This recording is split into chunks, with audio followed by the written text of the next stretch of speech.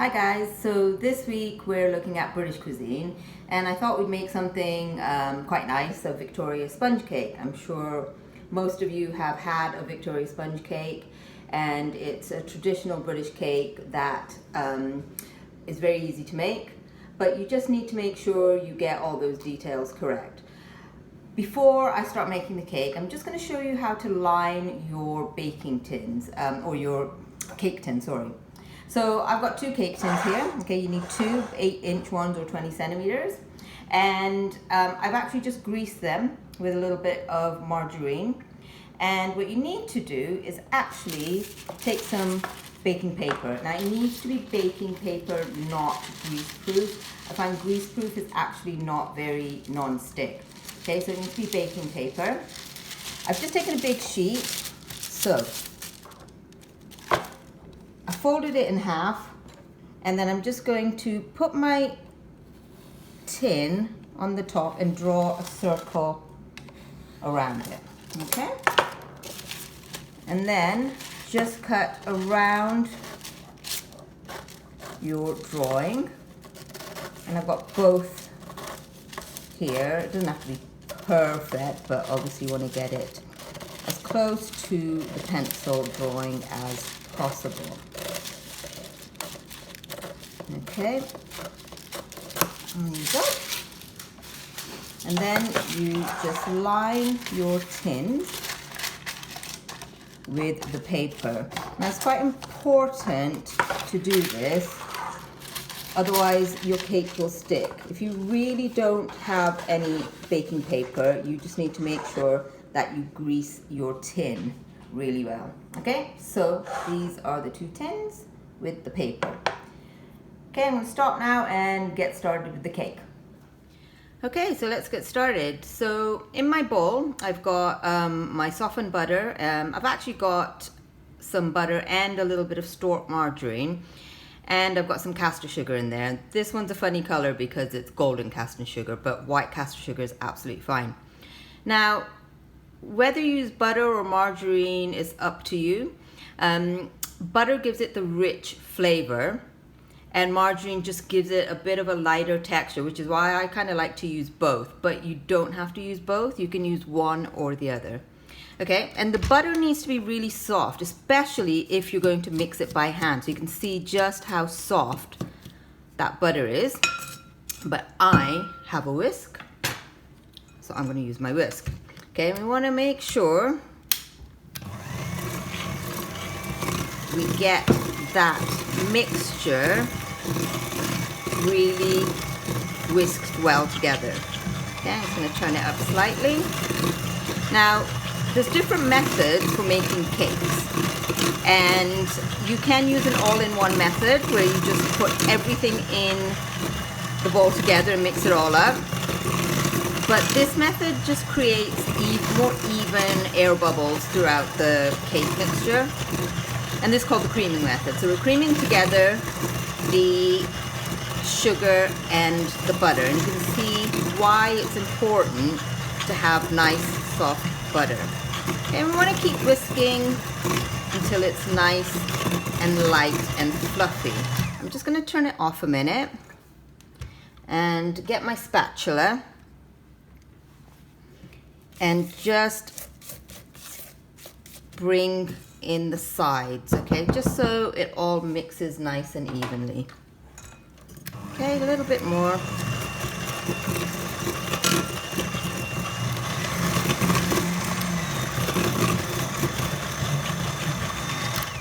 Okay, so now we're going to add our eggs, and we're going to add them one by one, because if you add them all at once, it can curdle the mixture. Okay, so you just want to add it all in one egg at a time, and your eggs ideally need to be room temperature, because when you put in cold eggs into the room temperature mixture, again, it could curdle the mixture. Okay, so make sure each egg is mixed in really well before you add in the next one.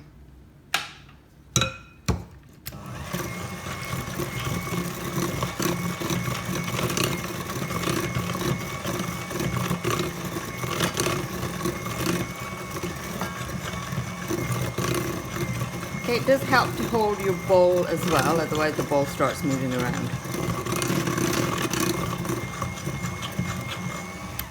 Okay, and we've got one more egg to put in.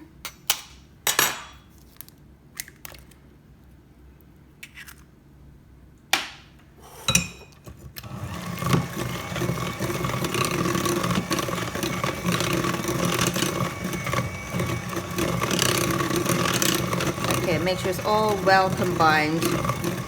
And this is a stage where you really want to get all the air into your mixture. Okay, once again, I'm just going to scrape the sides. Okay, just so I know all of that mixture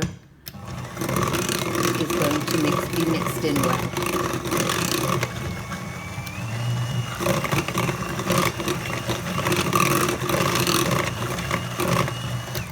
Okay, so remember, if you are using an electric whisk, make sure you turn it off before you take it out of the mixture.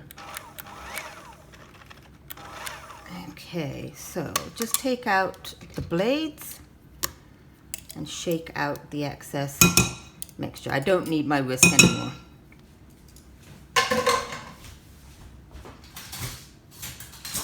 Okay, so the next thing I'm going to do is sift in my flour. Okay, so you're going to just use your sieve, and we're going to put in the flour. Okay, so you can put it all in at once. This is self-raising flour, and I've just got half a teaspoon of baking powder there. Okay, not bicarbonate of soda, it's got to be baking powder. I put in the recipe, if you can't find self-raising flour, you can use plain flour, but you then need to increase your baking powder. Okay. Just make sure all those lumps are out. Okay, so now we're going to fold in the flour into our sugar and egg mixture. Okay. A big metal spoon is really handy here. If you don't have one as big as mine, you can just use a normal size spoon like that. But a metal one works much better because it cuts into the mixture much easier without getting rid of too much air. Okay, I'm also going to add at this stage a tablespoon of milk. Okay. And fold that all in. And remember, always get to the bottom of your mixture. And you want to keep folding until everything is really well combined. You don't want to be aggressive here and beat all the air out.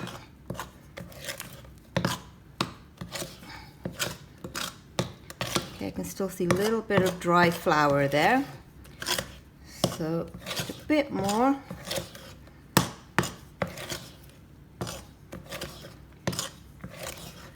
Okay, that looks pretty good to me. So just going to have our 2 tins, and we want to be as even as we possibly can when we put our mixture in. Okay, it's not the end of the world if they're slightly off.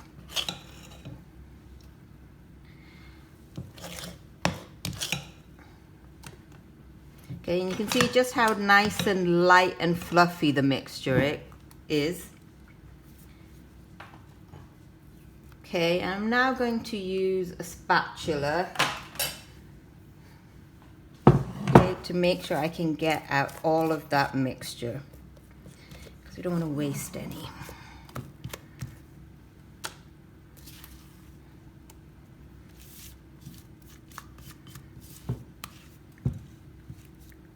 Okay, now just using a spatula or your spoon, just spread out the mixture, okay, till it touches the sides and it's nice and even.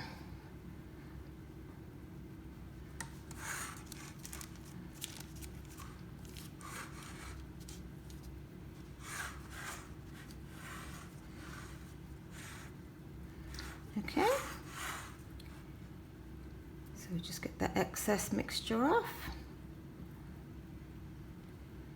Perfect.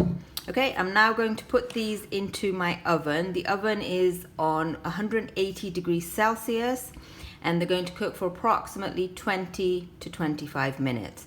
The way you're going to check if they're done is when you press on the top, it should bounce back, or you can use a toothpick and make sure it comes out clean. Okay, so see you in a bit. Okay, when you put your cakes in the oven, make sure the shelf is on the middle rack. Okay, and try and get both of your trays on the same rack. That way they'll cook nice and evenly, because if they're not on the same shelf, then the bottom one tends not to get as golden as the top one. Okay, and then once you close the oven, remember, you don't want to open the oven for at least 15 minutes, okay, and ideally 20. Okay, so my cakes are done and I've just let them cool on a wire rack, and they need to be completely cool before you can start decorating them. So I've just put on my cake stand, where you can use a plate, whatever you have.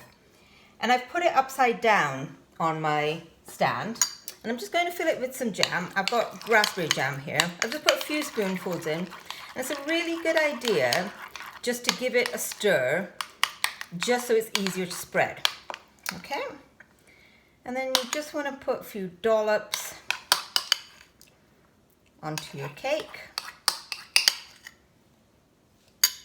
Okay, you can use a knife or a spatula, whatever you have available. Now, I didn't put an amount of jam on there because it's up to you, to be honest. If you like lots of jam, put lots of jam, but don't be silly about it, you know, otherwise it gets a bit sickly sweet. If you don't want too much jam, then just put a nice thin layer. But what you want to do is get as close to the edge as possible. Okay, now at this point, you can actually add some cream. You could use double cream or whipping cream. Just whisk it up till you've got peaks, and then add that on top of the jam. And then you would place your other cake on top. So I've still got the paper on here, so I'll just peel that off. Okay, and this time I'm going to put it right way up. Okay, so that's nicely on my cake. And you can either dust it with some caster sugar or some icing sugar. So I've got some icing sugar here. I'm going to give that a nice little dust. Okay, just gives it a nice finish. It gives it that professional look. Okay, and that is ready to eat. Lovely with a cup of tea. I hope you guys all give it a go. And hope to see you guys soon as well. Enjoy. Bye.